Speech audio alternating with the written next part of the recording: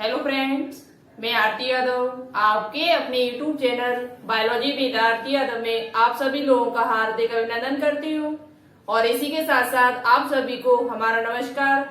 आज हम आपके लिए प्लांट किंगडम का लास्ट टॉपिक लेकर आए जिसका नाम है आवृतबीजी, जिसे कहते हैं एंजियोस्पर्म।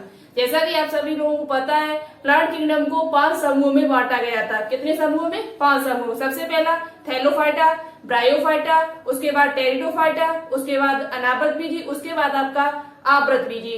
तो ये जो पिछले 4 टॉपिक है हम आपको कंप्लीट करा चुके विद एमसीक्यू के साथ। अभी तक आपने वो चारों टॉपिक नहीं देखे तो एक बार जरूर देखना। प्लांट किंगडम जो आपका चैप्टर है वेरी इंपोर्टेंट चैप्टर है आपके एग्जाम्स के लिए।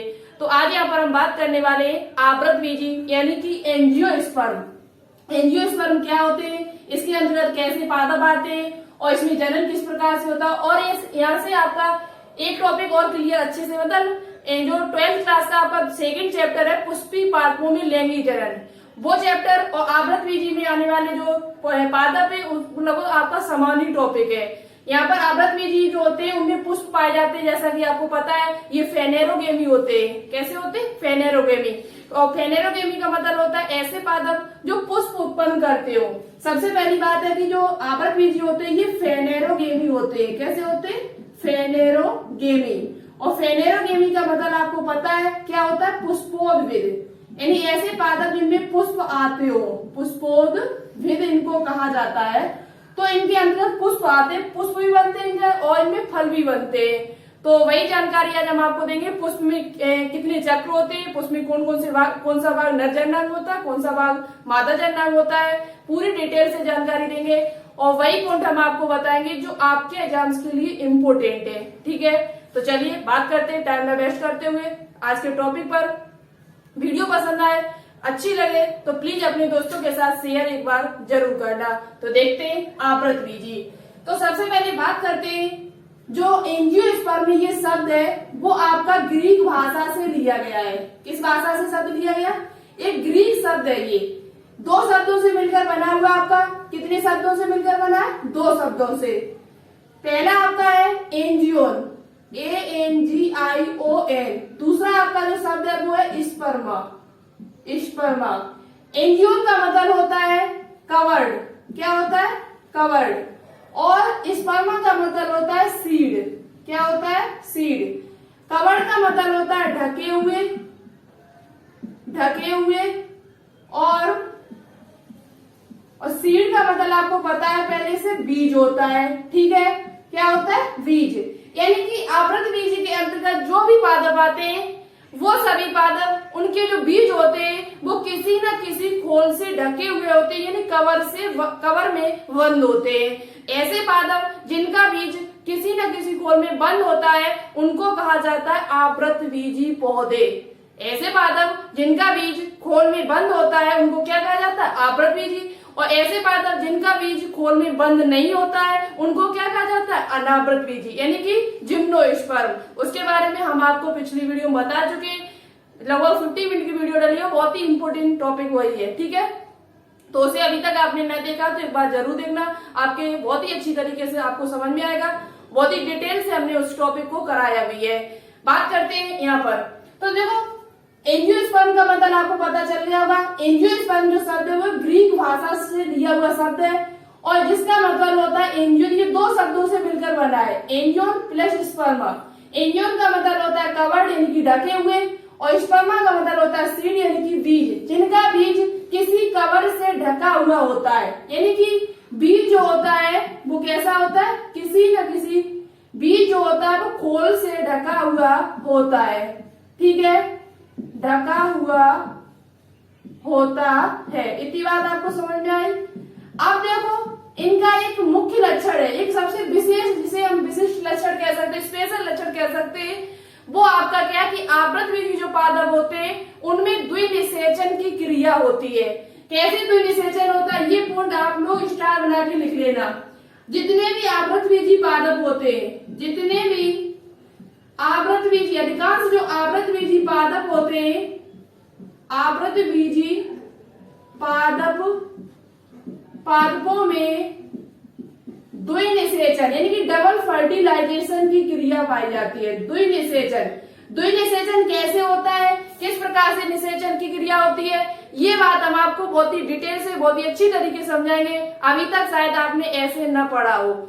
और ये टॉपिक आपका 12th क्लास का भी है, तो दो टॉपिक यहाँ पे, दो 12th का भी कंप्लीट हो जाएगा यहाँ से आपका, और 11th का भी कंप्लीट हो जाएगा। और बहुत ही इंपॉर्टेंट है, आपसे एग्जाम में क्वेश्चंस भी पूछे जाते हैं यहाँ से, अच्छी तरीके से समझते हुए चलना। तो ठीक है, आवृतबीजी पादपों में द्वि निषेचन होता है। क्या होता है? द्वि निषेचन की डबल फर्टिलाइजेशन की क्रिया पाई जाती है, क्रिया पाई। तो ये पॉइंट आप लोग स्टार बना के लिख लेना। पूछा जाता है किन पादपों में द्वि निषेचन की क्रिया होती है, कैसे होती है, ये हम आपको आगे बताएंगे चलते, ठीक है। तो डबल फर्टिलाइजेशन की क्रिया पाई जाती है। इतने पॉइंट आपको समझ में आए अच्छी तरीके से, ठीक है। अब बात करते हैं इनमें ऐसे पादप जिनका बीज किसी न किसी कवच से ढका हुआ होता है, उनको आवृतबीजी कहा जाता है। और ये पादप जो होते हैं वो फेनेरोगेमी होते हैं। कैसे होते हैं? फेनेरोगेमी होते हैं, क्योंकि इनमें पुष्प बनते हैं, और पुष्प के साथ साथ आप दूसरा पॉइंट लिख सकते हैं, इनमें फल भी बनता है। क्या बनता है? फल भी बनता है इनमें। और बात करेंगे पुष्प के कितने चक्र होते हैं, पुष्प में कौन कौन सा भाग क्या कहलाता है, ये भी हम आपको बताते हुए चलेंगे। अब बात करते हैं, ये जो आवृतबीजी है वो पादप का सबसे बड़ा वर्ग है। पादप में देखा जाए, पादपों में जितने भी पीछे हम आपको पढ़ा चुके हैं उनमें देखा जाए तो ये सबसे बड़ा वर्ग आपका माना जाता है। इसके अंतर्गत बहुत ज्यादा पादप आते हैं, और ये सबसे लास्ट विकास के तौर पर देखा जाए तो सबसे विकसित पादप कहे जाते हैं। ये जो आवृतबीजी पादप, आवृतबीजी पादपों के अंदर जो भी पादप आते हैं वो सबसे विकसित पादप कहे जाते हैं। और इनमें जो ऊतक तंत्र होता है वो पूर्णतः विकसित होता है। इनमें ऊतक तंत्र यानी कि टिश्यू सिस्टम, ऊतक तंत्र, टिश्यू सिस्टम पूर्णतः विकसित होता है। कैसा विकसित होता है? इनकी पूर्णतः विकसित। इनमें जाइलम, फ्लोएम जो आपके ऊतक होते हैं वो पूर्णतः विकसित होते हैं। जबकि पीछे देखा जाए तो जैसे आपका अनावृतबीजी था उसमें जाइलम में बाइकाई वेसल्स नहीं पाई जाती थी, और जो फ्लोएम था उसमें सेल कोशिकाएं नहीं पाई जाती थी, यानी कॉम्बिनियन सेल्स नहीं पाई जाती। लेकिन इसमें ऐसा कुछ नहीं है, इसमें आपका जो ऊतक तंत्र है वो पूर्णतः विकसित है। तो ये सबसे अच्छी बात है, ये सबसे विकसित पादप है। कैसे पादप है? सबसे विकसित पादप है। तो देखा जाए तो इनमें ऊतक तंत्र जो होता है, जो टिश्यू सिस्टम होता है वो पूर्णतः विकसित होता है। कैसा होता है? पूर्णतः विकसित होता है, ठीक है। अब बात करते हैं इस वर्ग का सबसे बड़ा पादप कौन सा है, सबसे छोटा पादप कौन सा है, और सबसे बड़ा पादप कौन सा माना जाता है। तो इस वर्ग का आवृतबीजी पौधों में देखा जाए तो इस वर्ग का सबसे बड़ा पादप यूकेलिप्टिस। आपने देखा होगा जिसे गांव की भाषा में लिपस्टिक बोला जाता है।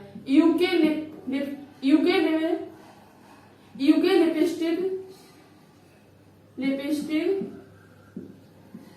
जो लगभग 100 मीटर तक होता है, 100 मीटर तक इसकी ऊंचाई चली जाती है।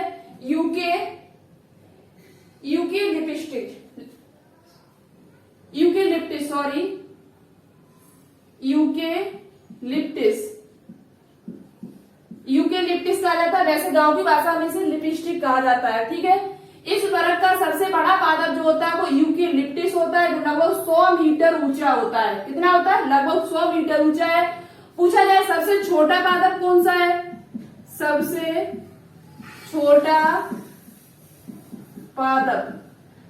छोटा पादप की बात की जाए तो सबसे छोटा पादप होता है वोल्फिया पैक्टिनेटा।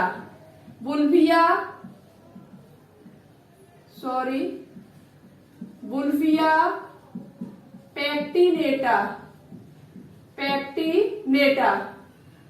पैक्टिनेटा ये इस वर्ग का सबसे छोटा पादप है और जलीय पादप है। कैसा पादप है?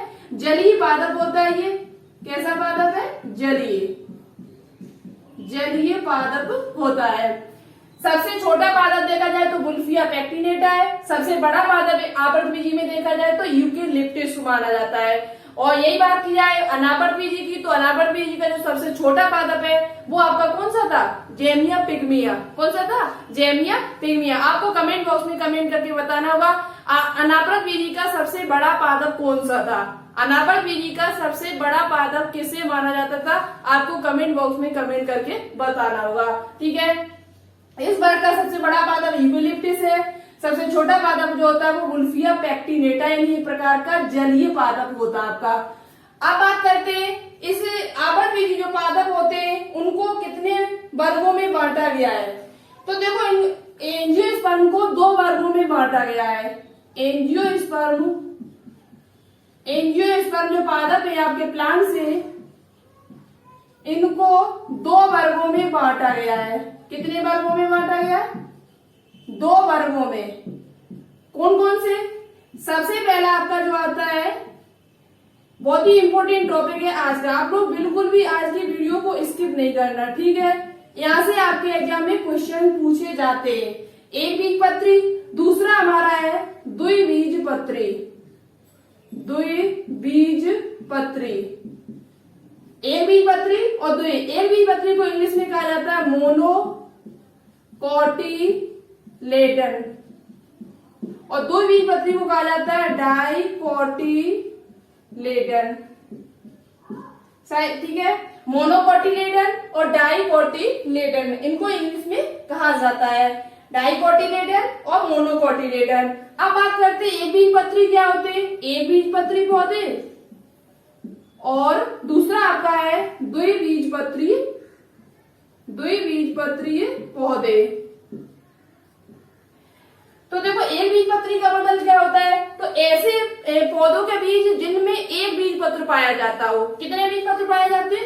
एक बीजपत्र। अब ये आप लोग कैसे समझोगे, तो ये पूरा ही चैप्टर आपको जब पढ़ाया जाएगा बीज के बारे में, प्लांट मॉर्फोलॉजी जब आपको पढ़ाई जाएगी तब आपको वहां पर बहुत ही अच्छी तरीके से समझाया जाएगा एक बीजपत्र क्या होता है। लेकिन अभी आप समझ लेना, ऐसे पादप जिनमें एक बीजपत्र पाया जाता हो। कितना बीजपत्र? एक बीजपत्र पाया जाता है, उनको कहा जाता है एक बीजपत्री पौधे, और जिनमें 2 बीजपत्र पाए जाते हैं उनको कहा जाता है द्विबीजपत्री। अब उदाहरण देखो इनके, तो जैसे कि आपने देखा होगा गेहूं जो होता है उसे यदि काटा जाए तो उसमें एक बीजपत्र है, उसमें कितना है? उसका एक बीजपत्र है। अब दालों की बात की जाए, जितनी भी दालें होती है वो सभी द्विबीजपत्री होती है। जितनी भी दालें आपकी होती है वो सभी कैसी होती है? द्विबीजपत्री होती है। जैसे आपका चना हुआ, तो चना को 2 भागों में बांटा जा सकता है। तो जितने भी दालें हमारी है, जितनी भी आपकी दालें हैं, क्या है? दालें, वो सभी द्विबीजपत्री होती है। और आपका गेहूं हुआ, मक्का हुई, चावल हुआ, ये सभी आपके एक बीजपत्री होते हैं। क्या होते हैं? एक बीजपत्री। और जितनी भी दालें होती हैं वो सभी आपकी क्या होती है? द्विबीजपत्री होती है। इनमें 2 बीजपत्र पाए जाते हैं। तो इतनी बात आपको अच्छी समझ में आ चुकी होगी। आवर्त बीज जो पादप होते हैं वो ऐसे पादप होते हैं जिनका बीज किसी न किसी कोण में बंद होता है, उन्हें आवर्त बीजी पौधे कहा जाता है। इनमें ऊतक तंत्र जो होता है वो पूर्णतः विकसित होता है। इस वर्ग का सबसे बड़ा पादप यूकेलिप्टस को कहा जाता है, जो लगभग 100 मीटर ऊंचाई इसकी होती है। और सबसे छोटा पादप देखा जाए तो वुल्फिया पैक्टिनेटा कहा जाता है, जो एक प्रकार का आपका जलीय पादप है। एंजियोस्पर्म को 2 वर्गों में बांटा जा सकता है। 2 वर्गों में बांटा गया है, एक बीजपत्री पौधे और द्विबीजपत्री पौधे। द्विबीजपत्री पौधों के अंतर्गत आपकी दालें आती है जिनमें 2 बीजपत्र किए जा सकते हैं, जिनमें 2 बीजपत्र पाए जाते हैं, उनको द्विबीजपत्री कहा जाता है। इंग्लिश में कहा जाता है डाइकोटिलेडन। एक हमारा एक बीजपत्री जिसे कहा जाता है मोनोकोटिलेडन, यानी जिसमें एक बीजपत्र पाया जाता हो, जैसे कि गेहूं, मक्का, चावल। ये क्वेश्चन आपके एग्जाम में आपसे पूछा जा सकता है कि निम्न में से कौन सा एक बीजपत्री है, निम्न में से कौन सा द्विबीजपत्री है। इस प्रकार के क्वेश्चन आपसे पूछे जा सकते हैं। तो चलिए अब बात करते हैं आगे। इतना आप स्क्रीनशॉट ले सकते हो, नहीं तो हमारे साथ नोटबुक पे नोट डाउन करते हुए चला करो। यदि आप लोग नोटबुक पे नोट डाउन करते हुए चलते हो तो आपकी तैयारी जो है वो बहुत ही बेहतरीन हो सकती है हमारे हिसाब से, क्योंकि जितनी ज्यादा आप चीजें लिख के याद करोगे उतना ज्यादा आपके लिए फायदा होगा। ठीक है, तो चलिए अब बात करते हैं इनमें। ये मैं आपको पहले ही बता चुके कि जो आवर्त बीजी पौधे होते हैं उनमें पुष्प भी बनते हैं और फल भी बनता है। कैसे होती है? पुष्प भी बनते हैं इनमें और ये इनमें फल भी बनता है। तो देखिए आगे। तो देखो आपको इतना पता चल चुका है कि आवृतबीजी पादप किसे कहते हैं, इसलिए कितने वर्गों में बांटा गया, सबसे छोटा पादप कौन सा है, सबसे बड़ा पादप कौन सा है, इसके अंतर्गत सबसे छोटा पादप कौन सा आता है और बड़ा कौन सा आता है। तो बड़ा आपका जो होता है वो यूकेलिप्टस होता है और सबसे छोटा जो पादप है उसे कहा जाता है वुल्फिया पैक्टिनेटा। अब बात करेंगे कि आवृतबीजी के कुछ विशेष लक्षण है। सबसे पहले लक्षण जो हमने आपको मुख्य जो लक्षण है वो सबसे पहले बता दिया कि ये इनमें द्विनिषेचन की क्रिया होती है, इनमें डबल फर्टिलाइजेशन पाया जाता है। ठीक है, अब इनका कुछ और मुख्य लक्षण है वो देखते हैं। सबसे मुख्य लक्षण अब इनका एक ये है कि इनमें पुष्प बनते हैं। इनमें क्या होता है, इन पादपों में इनमें पुष्प यानी पुष्पी पादप है, आपको पहली बता चुके, इनमें पुष्प और फल बनते हैं। क्या बनते हैं, पुष्प और फल बनते हैं। इनमें क्या बनते हैं, पुष्प और फल बनते हैं। दूसरी बात कि ये जो पादप होते हैं इनका जो मुख्य पौधा होता है, मुख्य पौधा जो होता है वो कैसा होता है, बीजाणुविद होता है। कैसा होता है, इनका जो मुख्य पौधा होता है वो आपका बीजाणुविद होता है, यानी कि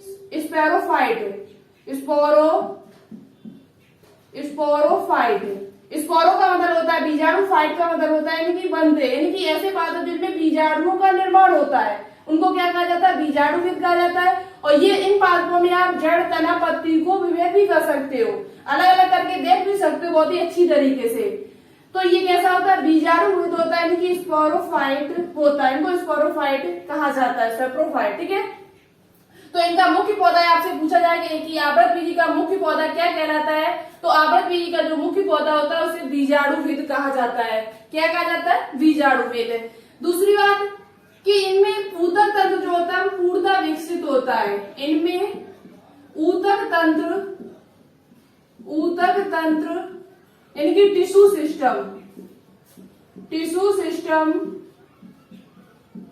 सिस्टम पूर्णतः विकसित होता है। जो आपका आवृतबीजी पौधे होते हैं उनमें जो ऊतक तंत्र है, जाइलम हुआ, फ्लोएम हुआ, ये पूर्णतः विकसित होते हैं। ऐसा नहीं है कि जैसे अनावृतबीजी पौधे थे तो उनमें जाइलम फ्लोएम तो पाए जाते थे उनमें, लेकिन जाइलम में बेसल्स नहीं थी, यानी वाहिकाएं नहीं पाई जाती थी, जबकि जो आपकी फ्लोएम जो था उसमें सह कोशिकाएं यानी कि कॉम्पेनियन सेल्स नहीं पाई जाती थी। लेकिन ऐसा इसमें कुछ नहीं है, आवृतबीजी में ऐसा कुछ नहीं है। इनमें जो ऊतक तंत्र होता है वो पूर्णतः विकसित होता है। ठीक है, तो एक इम्पोर्टेंट पॉइंट ये भी आपका कि इनमें ऊतक तंत्र जो होता है, टिश्यू सिस्टम होता है, वो पूर्णतः विकसित होता है। कैसा होता है, पूर्णतः विकसित होता है। तो ये सबसे अच्छी बात है। और इनका मुख्य पौधा क्या कहा जाता है, बीजाणुविद कहा जाता है, इनकी सेप्रोफाइट कहा जाता है, और इनमें पुष्प और फल दोनों ही बनते हैं। अब बात करते हैं पुष्प पर। तो पुष्प जब आप समझोगे पुष्प की संरचना कैसी होती है तो उसके बाद आप समझ पाओगे कि इनमें द्विनिषेचन कैसे होता है, इनमें क्या क्या पाया जाता है, लग बीजाणु कहाँ बनते हैं, परागकणों का निर्माण कहाँ होता है, कैसे आते हैं जायम के पास, ये चीज तभी आप सीख पाओगे। तो बहुत ही बेसिक से अच्छी तरीके से हम चलेंगे। ठीक है, तो बात करते हैं पुष्प यानी कि फ्लावर। इनमें पुष्प बनते हैं, आपको पहले से पता है। तो जो पुष्प होता है वो आपके 4 चक्रों से मिलकर बना होता है। कितने चक्र पाए जाते हैं, 4 चक्र। पुष्प में आपके 4 चक्र पाए जाते हैं। सबसे पहला जो आपका है क्या है, बहादल पुंज। क्या होता है, बहादल पुंज, जिसे इंग्लिश में कहा जाता है कैलिक्स। क्या कहा जाता है, कैलिक्स। दूसरा आपका है दल पुंज, अभी हम आपको एक फिगर के माध्यम से दिखा देंगे। ठीक है, जिसे कहा जाता है कोरोला। तीसरा आपका है पुमंग, जिसे पुष्प का नर भाग कहा जाता है। क्या कहा जाता है, पुष्प का नर भाग कहा जाता है इसे, और इसे इंग्लिश में कहा जाता है एंड्रोसियम। क्या कहा जाता है, एंड्रोसियम। और एक आपका है जायंग, जिसे पुष्प का मादा भाग कहा जाता है, मादा जननांग कहा जाता है, जिसे इंग्लिश में कहा जाता है गाइनोसियम। क्या कहा जाता है, गाइनोसियम। तो पुष्प जो होता है वो 4 चक्रों से मिलकर बना होता है, बादल पुंज, दल पुंज, पुमंग और जायंग। ये जो दो होते हैं आपके, इन दो को कहा जाता है सहायक चक्र। कौन से चक्र कहा जाता है? सहायक चक्र। ये आपके 12th क्लास का जो दूसरा चैप्टर है पुष्पी पादपों में लिंगी जनन, उससे ही संबंधित है भाई। टोटल चीज इसमें भी है, तो आपके 12th का भी वो टॉपिक क्लियर हो जाएगा और आज का ये भी टॉपिक क्लियर हो जाएगा। ठीक है, बहुत ही इंपॉर्टेंट टॉपिक है और यहाँ से आपके एग्जाम में क्वेश्चंस भी पूछे जाते हैं और पूछे भी गए। सीपी नेट में भी पूछा गया आपके, और बाकी के एग्जाम जो आपके उनमें भी पूछे गए। बीएचयू में कई क्वेश्चन इससे पूछे गए थे 2018, 13, 17 में हमने जब पेपर देखे तो 2013 से लेकर 20 तक के पेपर जब हमने चेक किए तो उसमें आपके क्वेश्चन पूछे गए बीएचयू में। ठीक है, तो बादलपुंज और दलपुंज जो होता है वो इसका सहायक चक्र होता है, जबकि पुमंग और जायांग जो होते हैं वो इसके आवश्यक चक्र होते हैं, नेसेसरी आवश्यक चक्र। ये बहुत ही इंपॉर्टेंट है, बिना जायांग और पुमंग के इनमें लैंगिक जनन नहीं होगा। जब तक पुमंग नहीं होगा, एक ही इनमें से कोई नहीं है तो कुछ नहीं हो सकता है। ये इनके मुख्य भाग है, पुष्प का मुख्य जो भाग है वो आपके पुमंग और जायांग है, और ये आपके जो होते हैं बादलपुंज और दलपुंज ये इसके सहायक चक्र होते हैं। पुमंग जो होता है ये नर जननांग है, ये आपको पहले से पता है और याद कर लेना है अच्छी तरीके से। नर जननांग है, पुमंग को कैसे बांटा गया अभी हम आपको बताएंगे। पुमंग में क्या क्या पाया जाता है, इसके अंदर क्या आता है, और ये आपका जो होता है वो मादा जननांग होता है। ये तो जनरली आपको पता हुआ, मादा जननांग इसे कहा जाता है। मेल, ठीक है, फीमेल और मेल। अब बात करते हैं आगे, तो देखो हम आपको एक चित्र के माध्यम से थोड़ा दिखाते हैं, लेकिन ये चीज आप लोग अच्छे से याद कर लेना। इनका मुख्य पौधा जो होता है वो बीजाणु भेद होता है, इनमें उदर तंत्र जो होता है वो पूर्णतः विकसित होता है। इन्हें 4 चक्रों में से बांटा गया किसी पुष्प को, बादलपुंज, दलपुंज, पुमंग, जायांग, इनकी कैलेक्स, कोरेला, एंड्रोशियम और गायनोशियम। ठीक है, तो चलिए आगे बात करते हैं हम। तो सबसे पहले देखो बात करते हैं पुष्प के पुमंग भाग पर। किसके बाद बात करते हैं? पुमंग भाग पर। पुमंग भाग में जो भी इम्पोर्टेंट यानी कि कैसे क्या होता है पूरा डिटेल से बताएंगे आज आपका ये पुमंग जो भाग है वो कंप्लीट हम करा देंगे। ठीक है, अब बात करते हैं पुमंग पर। तो देखो हम आपको थोड़ा चित्र के माध्यम से दिखाएं तो दिखा दे पहले, इसके बाद हम बात करेंगे पुमंग भाग पर, तो जिससे आपको समझ में आ जाएगा कहाँ क्या होता है। तो देखना, देखो कला थोड़ा मेरी अच्छी नहीं है, फिर भी हम कोशिश करती हूँ कि बहुत ही अच्छी की जाए आपको, जिससे अच्छे से समझ में इतना समझा देंगे जो आपको समझ में आ जाएगा। ठीक है, अब देखो ये इसका, अब बात करते हैं इसमें जो भाग होते हैं वो कहाँ पर होते हैं। तो ये आपका जो होता है वो बादलपुंज होता है, लेकिन बादलपुंज तभी कहेंगे जब बहुत सारे होंगे, लेकिन इसे अभी हम यहाँ क्या कहेंगे, बहादल कहेंगे। ओनली बहादल क्या कहेंगे, बादल कहेंगे। और एक आपका जो होता है वो ये होता है दल। क्या होता है? दल। इसे कहा जाता है दल, इसे बादल कहा जाता है। और ये आपका जो होता है, ये जो आपका भाग है, ये जो आपका भाग है वो क्या, कौन सा भाग है? पुंकेसर, पुमयनी।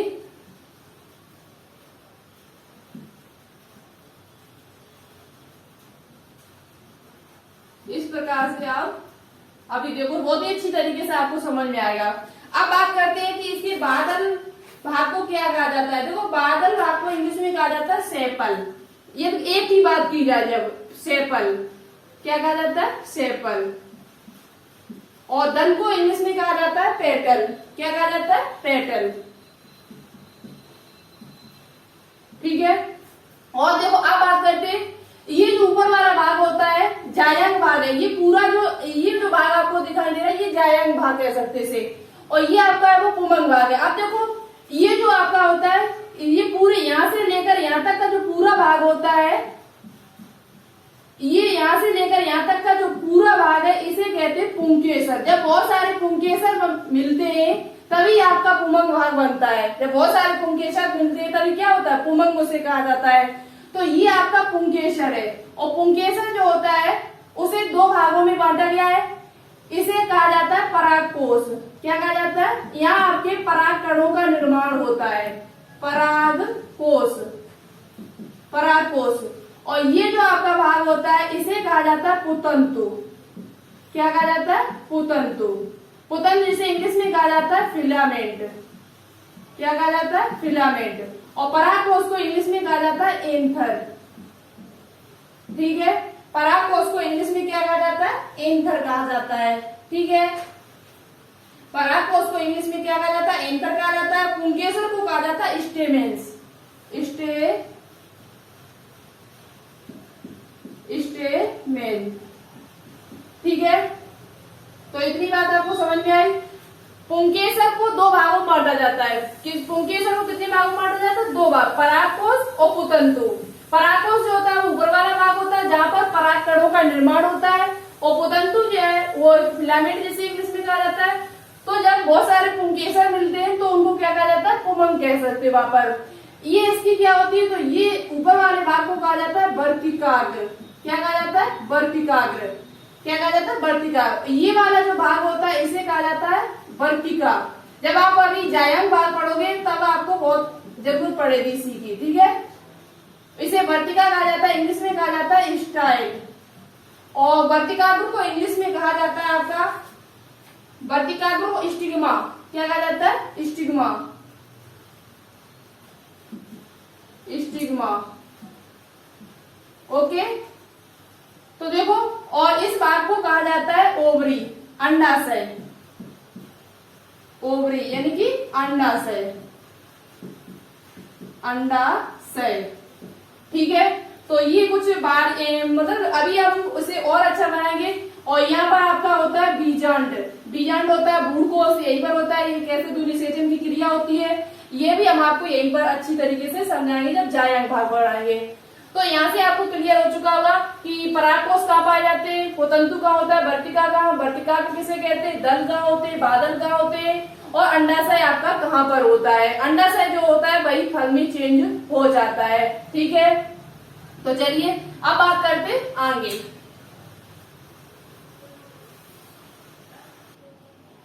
तो देखो, इतनी बात आपको समझ में आ चुकी होगी। ये जो पूरा भाग है इसे कहा जाता है जायांग, यानी ये मादा जननांग भाग है। कौन सा? ये जो आपको अंडाशय दिखाई दे रहा है ये पूरा, ये आपका मादा जननांग है, यानी कि जायांग भाग इसे कह सकते हो। और ये जो आपका है पूरा यहाँ से लेकर यहाँ तक का जो भाग है ये आपका पुमंग भाग है। कौन सा? पुमंग। और पुमंग के अंदर आपका सबसे पहला जो आता है पुंकेसर। पुंकेसर जो होता है उसे दो भागों में बांटा गया। अभी हम बात करेंगे आगे पुंकेसर पर, यानी पुमंग भाग पर बात करेंगे। पुमंग को कैसे, पुंकेसर को कितने भागों में बांटा गया, लघु बीजाणु कैसे बनते, फिर लघु बीजाणु से परागकण कैसे बनते, कौन कौन से विभाजन होते हैं, अर्धसूत्री विभाजन होता है कि समसूत्री विभाजन होता है, किस प्रकार से परागकणों का निर्माण होता है परागकोश के अंदर, ये बात हम करेंगे। उसके बाद बात करेंगे जायांग भाग पर। ठीक है, तो सबसे पहले बात करते हैं आपकी किस पर? पुमंग भाग पर बात करते हैं। पुमंग भाग यानी पुंकेसर के बारे में बताएंगे आपको। ठीक है, तो इतनी चीज आपको समझ में आ चुकी होगी। वर्तिकाग्र कहाँ होता है, वर्तिका कहाँ होती है, अंडाशय कहाँ होता है, और अंडाशय के अंदर ही आपके भ्रूणकोश पाया जाता है, बीजांड बनते वहीं पर, और पुंकेसर कहाँ होता है, और पुमंग भाग कहाँ होता है। इतनी चीज आपको अच्छे से समझ में आ चुकी होगी। तो चलिए आगे बात करते हैं।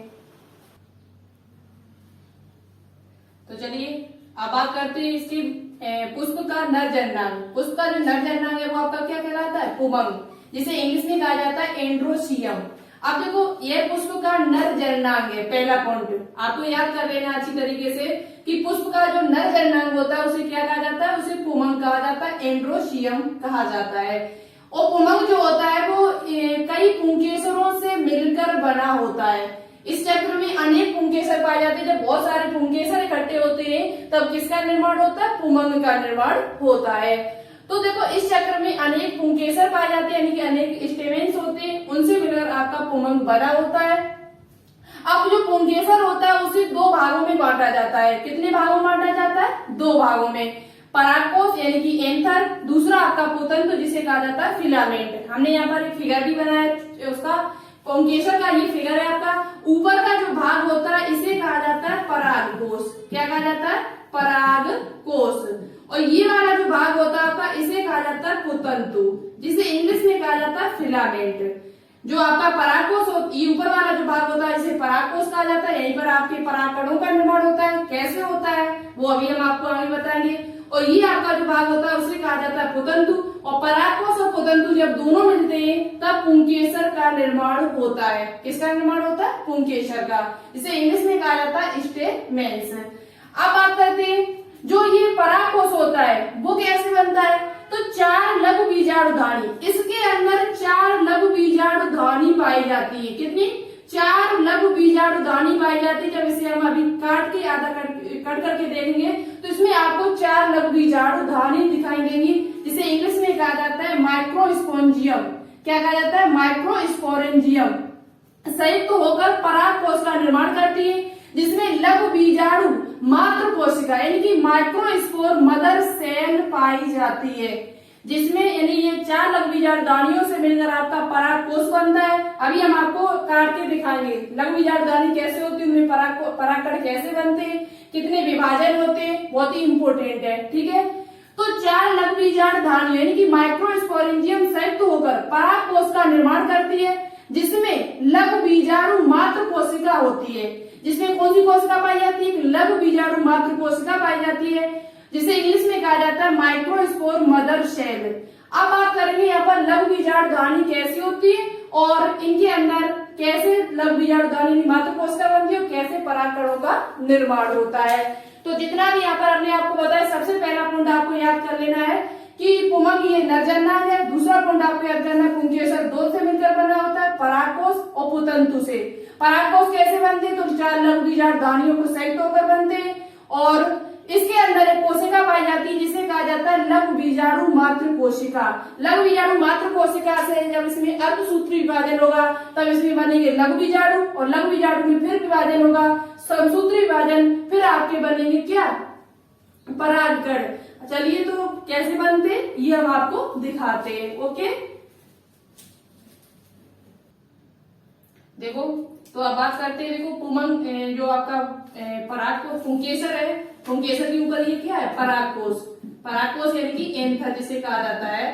जब परागकोश के अंदर हमने आपको बताया 4 लघु बीजाणुधानी पाई जाती है, तो जब इसे हम कट करेंगे आधा जैसे जब कट करके देखेंगे तो इस प्रकार से संरचना आपको दिखाई देगी। किस प्रकार से? इस प्रकार से। तो इसमें कितनी बीजाणुधानी है? 4। 1 2 3 4। इसके एक को कहा जाता है थीका। एक भाग को जैसे देखा जाए तो इसमें थीका कहा जाता है इसे। वैसे तो ये पूरा लघु बीजाणुधानी का चित्र है, लेकिन एक पार्ट को पूछा जाए तो क्या कहा जाता है? थीका कहा जाता है। तो इस प्रकार से इसमें 4 थीका बने। कितने बने? 4। ठीक है, अब बात करते हैं कि जो लघु बीजाणुधानी होती है उसके अंदर आपके लघु बीजाणु बनते हैं। क्या बनते हैं? लघु बीजाणु। इनको कहा जाता है लघु बीजाणुधानी। अब देखो सबसे पहले बात करते हैं लघु बीजाणुधानी के ऊपर 4 परतें पाई जाती है। कितनी परतें पाई जाती है? ये पॉइंट बहुत ही ज्यादा इंपोर्टेंट है। 4 परतें पाई जाती है। सबसे पहली जो आपकी परत है वो एपिडर्मस। पहली परत को एपिडर्मस कहा जाता है, दूसरी को कहा जाता है मिडिल लेयर, और उसके बाद वाली जो लेयर उसे कहा जाता है एंडोसिथियम, और जो सबसे लास्ट में जो लेयर होती है उसे कहा जाता है टेपिटम। और ये पॉइंट आपके लिए वेरी वेरी इंपोर्टेंट है। टेपिटम का काम क्या होता है? तो ये नर जनन के अंदर यानी कि जो लघु बीजाणु होते हैं, परागकण जो होते हैं, जिन्हें परागकण कहा जा सकता है, उनको ये पोषण प्रदान करती है। जो भी पोषण जो इनको प्राप्त होता है लघु बीजाणु को, वो आपके टेपिटम के द्वारा ही होता है। किसके द्वारा प्राप्त होता है? टेपिटम। तो ये क्वेश्चन आपके एग्जाम में पूछा गया, नीट में भी पूछा गया और आपके एग्जाम में भी पूछा गया है। टेपिटम का काम क्या होता है? तो इसका काम होता है पोषण प्रदान करना। क्या प्रदान करना? पोषण प्रदान करना। और ये बाई न्यूक्लिएटेड होती है, यानी कि इसमें केंद्रक भी पाया जाता है। तो टेपिटम का काम होता है पोषण प्रदान करना। ये सबसे लास्ट में लेयर पाई जाती है। तो इस प्रकार से लघु बीजाणुधानी होती है वो 4 परतों से मिलकर बनी होती है। एपिडर्मस, मिडिल लेयर, एंडोसिथियम, उसके लास्ट वाली जो लेयर है आपकी वो उसे क्या कहते हैं? उसे कहा जाता है टेपिटम। और टेपिटम का काम होता है पोषण प्रदान करना। किसे? लघु बीजाणु को। ठीक है, अब देखो बात करते हैं परागकोश समझ में आ गया। परागकोश के अंदर 4 लघु बीजाणुधानी पाई जाती है। इनके अंदर ये जो आपके ये क्या है? लघु बीजाणु। ये इनके अंदर जो कोशिका पाई जाती है वो क्या होती है? लघु बीजाणु मात्र कोशिका। क्योंकि लघु बीजाणु मात्र कोशिका कोई मात्र होगी, उसी से तो लघु बीजाणु बनेगी आपके। तो लघु बीजाणु मात्र कोशिका में जब अर्धसूत्री विभाजन होगा, कौन सा विभाजन होगा? अर्धसूत्री यानी मियोसिस की क्रिया जब होगी, मियोसिस डिवीजन जब होगा, तो लघु बीजाणु का निर्माण यानी कि परागकण का निर्माण होता है। अब आपसे कुछ स्टूडेंट के दिमाग में ये रहता है कि जो परागकण होता है उसे नर युग्मक कहा जाता है। ये बिल्कुल भी नहीं है, गलत है। जो परागकण होता है उसे नर युग्मक नहीं कहा जाता है, उसे क्या कहा जाता है? नर युग्मोद्भिद कहा जाता है। युग्मकोद्भिद, उसे क्या कहा जाता है? नर युग्मोद्भिद कहा जाता है, यानी कि मेल गेमिटोफाइट कहा जाता है, ना कि नर युग्मक। परागकण के अंदर जो कोशिकाएं बनती हैं दो, उनको कहा जाता है नर युग्मक, यानी कि मेल गेमीट। तो आज से आप लोग ध्यान में रखना इस बात को। आपसे कोई पूछे कि परागकण नर युग्मक है कि नर युग्मोद्भिद है, तो आपका आंसर क्या होगा? ये नर युग्मकोद्भिद है, यानी कि मेल गेमिटोफाइट है। मेल गेमिटोफाइट, इसे मेल गेमिटोफाइट कहा जाता है। क्या कहा जाता है? मेल गेमिटोफाइट कहा जाता है, ना कि नर युग्मक कहा जाता है। तो ये पॉइंट आपके लिए वेरी वेरी इंपॉर्टेंट है, ठीक है। तो जब लंब बीजाणु मात्र कोशिका में अर्धसूत्री विभाजन होगा तो क्या बनेगा? सबसे पहले आपसे पूछा जा सकता है कि लघु बीजाणु मात्र कोशिका में कौन सा विभाजन होता है, अर्धसूत्री विभाजन या समसूत्री विभाजन? तो लघु बीजाणु मात्र कोशिका में सबसे पहले अर्धसूत्री विभाजन होता है। तो लघु बीजाणु या परागकण, जिसे पोलन ग्रेन कहा जाता है, या लघु बीजाणु कहेंगे माइक्रोस्पोर, माइक्रोस्पोर का निर्माण हो गया। फिर क्या होता है? लघु बीजाणु में, लघु बीजाणु जो आपके बनके जब तैयार हो जाते हैं तो उनमें समसूत्री विभाजन होता है। समसूत्री विभाजन होने से दो कोशिकाएं बनेगी। एक कोशिका का नाम होता है नलिका केंद्रक, जो ट्यूब न्यूक्लियस जिसे कहा जाता है, और दूसरी जो कोशिका होती है उसे कहा जाता है जनन केंद्रक। यही कोशिका आपकी आगे चल के काम करेगी, चल के, जिसे इंग्लिश में कहा जाता है जनरेटिव न्यूक्लियस, इसे कहा जाता है ट्यूब न्यूक्लियस। फिर क्या होता है? एक बार अर्धसूत्री विभाजन हुआ, दूसरी बार समसूत्री विभाजन हुआ, फिर क्या होता है? जो जनन केंद्रक कोशिका होती है इसमें आपका फिर समसूत्री विभाजन होता है। कौन सा विभाजन होता है? जो जनन केंद्रक कोशिका होती है, जनन केंद्रक, जो आपकी जनन केंद्रक कोशिका होती है इसमें समसूत्री विभाजन होता है। तो कितने बार समसूत्री विभाजन हुआ? एक बार अर्धसूत्री विभाजन हुआ। आपसे क्वेश्चन पूछा जा सकता है कि लघु बीजाणु जब नर युग्मक बनते हैं पुष्प में किसी में, तो कितने विभाजन होते हैं वहां पर? तो एक बार अर्धसूत्री विभाजन होता है और दो बार आपका समसूत्री विभाजन होता है, इनकी माइटोसिस की क्रिया होती है। समसूत्री विभाजन, इसे इंग्लिश में कहा जाता है माइटोसिस। क्या कहा जाता है? माइटोसिस। तो जनन केंद्रक जब कोशिका बन जाए तो जनन केंद्रक से आपकी फिर दो कोशिकाएं बनेगी। कितनी कोशिकाएं बनेगी? दो कोशिकाएं। कितनी कोशिकाएं बनके तैयार होगी? दो कोशिकाएं बनके तैयार होगी, जिनको कहा जाता है क्या? नर युग्मक। अब आपके नर युग्मक बनके तैयार हुए कहीं नहीं। आप ये ना समझे कि परागकण को नर युग्मक कहा जाता है, ये तो हम आपको पहले क्लियर कर चुके कि जनन केंद्रक जो कोशिका होती है, जनन केंद्रक कोशिका, जनन केंद्रक कोशिका, जनन केंद्रक जो कोशिका उसमें जब समसूत्री विभाजन होता है, माइटोसिस की क्रिया होती है, तब दो कोशिकाओं का निर्माण होता है जिसे हम कहते हैं नर युग्मक, यानी कि मेल गेमीट। क्या कहते हैं? Male gamete. और यही मेल गेमीट आपके क्या होंगे?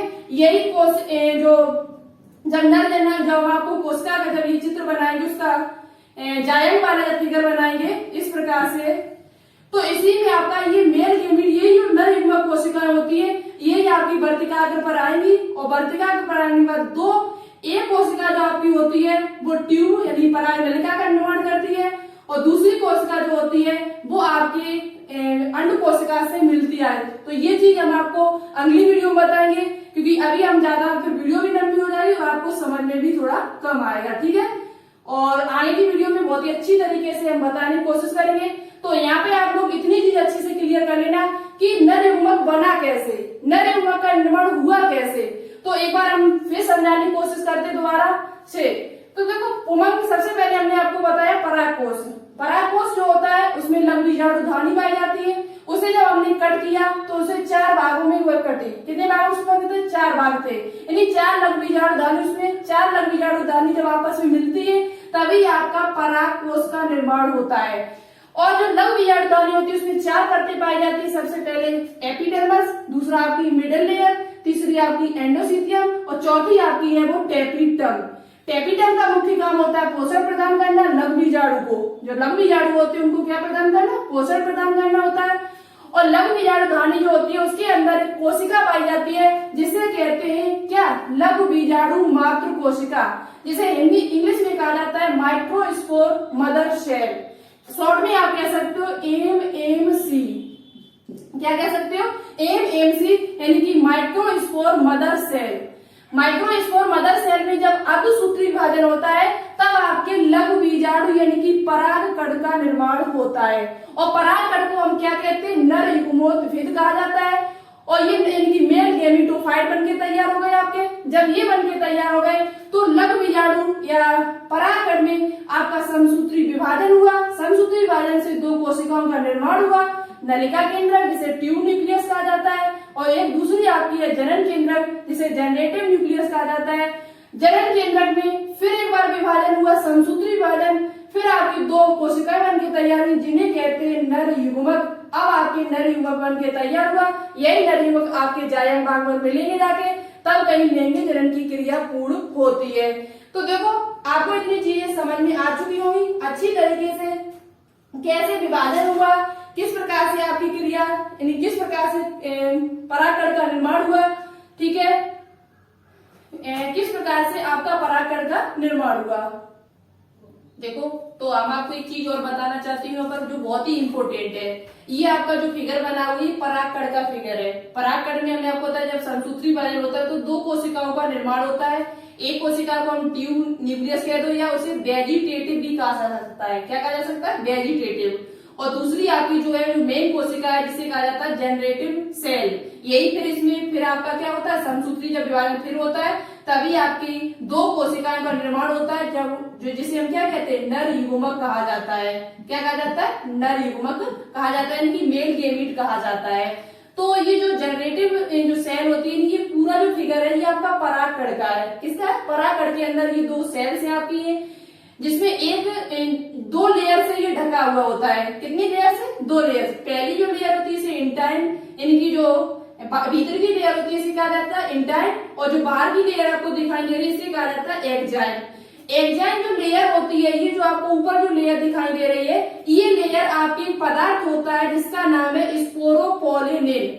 ये पदार्थ, इस पदार्थ से ही आपकी क्या बनी होती है, जो परागकण होता है उसकी जो बाहरी लेयर, आपसे पूछा जा सकता है कि परागकण की बाहरी लेयर किस पदार्थ से बनी होती है, उसका नाम बताइए। तो आप बता सकते हो स्पोरोपोलिनेन, जो बहुत ज्यादा मजबूत होती है। ये परागकण जो यदि इनको कहीं पर डाल दिया जाए तो ये करोड़ों वर्षों तक नष्ट ही नहीं होते।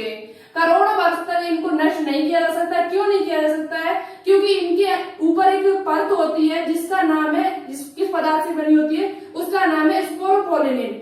स्पोरोपोलिनेन पदार्थ नामक जो पदार्थ है इसके कारण परागकणों को करोड़ों वर्ष तक नष्ट नहीं किया जा सकता है। तो किस पदार्थ से बनी होती है, स्पोरोपोलिनेन, जो बहुत ज्यादा मजबूत होती है। कैसी होती है, बहुत ज्यादा मजबूत होती है, बहुत कठोर मजबूत, इतनी मजबूत है कि इसे करोड़ों वर्षों तक परागकणों को नष्ट नहीं किया जा सकता। चाहे आप एल्कोहल डालो, इंजाइम डालो, उन पर एसिड डाल दो, तब भी इसे नष्ट नहीं किया जा सकता। इतनी मजबूत पदार्थ से इसकी लेयर बनी हुई होती है। तो ये पॉइंट आपके लिए वेरी वेरी इंपॉर्टेंट है। आपसे पूछा जा सकता है कि परागकणों की बाहरी जो लेयर है वो किस पदार्थ से बनी होती है जिसके कारण परागकण करोड़ों वर्ष तक नष्ट नहीं होते। तो स्पोरोपोलिनेन की बनी हुई होती है, जबकि बाहरी जो लेयर होती है, जो भीतरी जो लेयर होती है वो आपकी सेलुलोज और पेक्टिन की बनी होती है। ठीक है, तो ये चीज आपको अच्छे समझ में आए। उसके बाद जो जनरेटिव सेल होती है उसमें फिर समसूत्री विभाजन होता है, और समसूत्री विभाजन होने के बाद दो कोशिकाएं बनती है जिसे हम कहते हैं नर युग्मक। इस प्रकार से आपके मेल गैमीट बनके तैयार होते हैं। अब मेल गैमीट आपके बन गए तो अब हम आगे जो नेक्स्ट टॉपिक हमारा रहेगा वो जायंग पर रहेगा। जायंग में किस प्रकार से अंडा बनते हैं, कहाँ पर आपका अंडाशय होता है और किस प्रकार से द्विनिषेचन की क्रिया होती है, ये सब पॉइंट हम आपको नेक्स्ट वीडियो में बताने की कोशिश करेंगे। आगे का जो टॉपिक है बहुत ही इंपोर्टेंट टॉपिक है, तभी आपको समझ में आएगा कि द्विनिषेचन कैसे होता है। जब आगे वाले टॉपिक में हम आपको बताएंगे तभी आप समझ पाओगे कि द्विनिषेचन क्रिया कैसे होती है, भ्रूण कोष कहाँ होता है, भ्रूण कोष कहाँ होता है, इस चीज सब हम आपको नेक्स्ट वीडियो में बताएंगे। तो आज की वीडियो आपको कैसी लगी कमेंट बॉक्स में कमेंट करके जरूर बताना। आपको कोई पॉइंट पूछना है तो उसे भी आप पूछ सकते हो। ठीक है, तो उसे हम नेक्स्ट वीडियो में आपको बताने की पूरी कोशिश करूंगी। तो आज के लिए इतना ही रखते हैं। वीडियो अच्छी लगी हो तो प्लीज इसे लाइक करें, दोस्तों के साथ शेयर करें, और अभी तक आपने इस चैनल को सब्सक्राइब न किया हो तो प्लीज इस चैनल को सब्सक्राइब जरूर कर लें, ठीक है। तो चलिए आज के लिए इतना ही रखते हैं। Okay, thanks for watching this video. जय हिंद, वंदे मातरम।